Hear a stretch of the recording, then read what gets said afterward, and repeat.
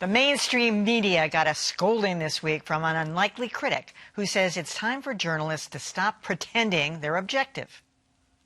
Van Gordon Sauter, the one-time president of CBS News and Fox News, writes in the Wall Street Journal that the liberal media has passed its tipping point.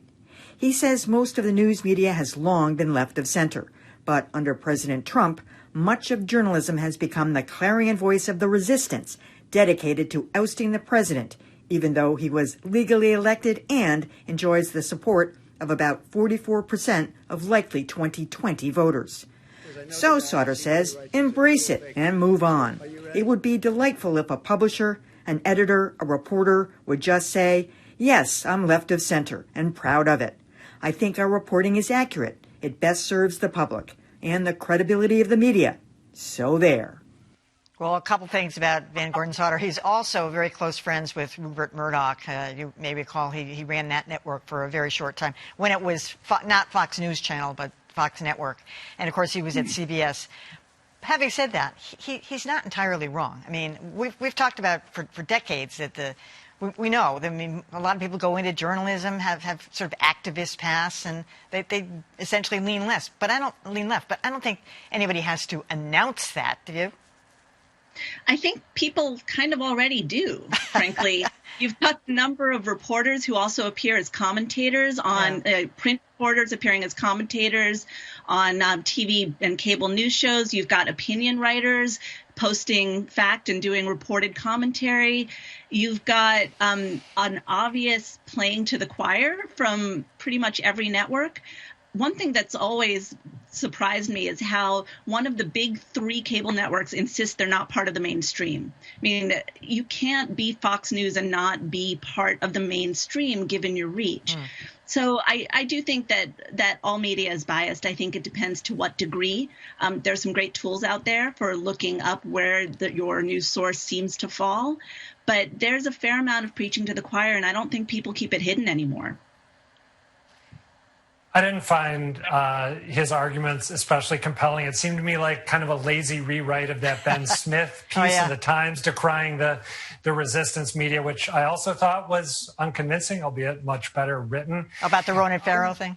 Yeah. We have talked before about how media bias can work in a couple different ways. You can have, for example, I would argue that National Public Radio, which we're affiliated with at WGBH, is so terrified of being perceived as liberally biased that they bend over backwards to give a fair hearing to some conservative viewpoints that maybe deserve harsher criticism or more skeptical coverage than NPR is providing. I'm biased here because I come from an alt-weekly background. I feel like when we talk about journalists being objective, the goal is to accurately describe what is happening, not give equal weight to this side and that side, and call BS on everyone. Everyone is capable of being dishonest with the public at certain times, so identify it when it happens. All right. I think that, what we're seeing now with the Trump administration, I hope it will be an anomaly when we look back on history. I don't think it has anything to do with conservative or liberal. I think it has to do with the media versus President Trump.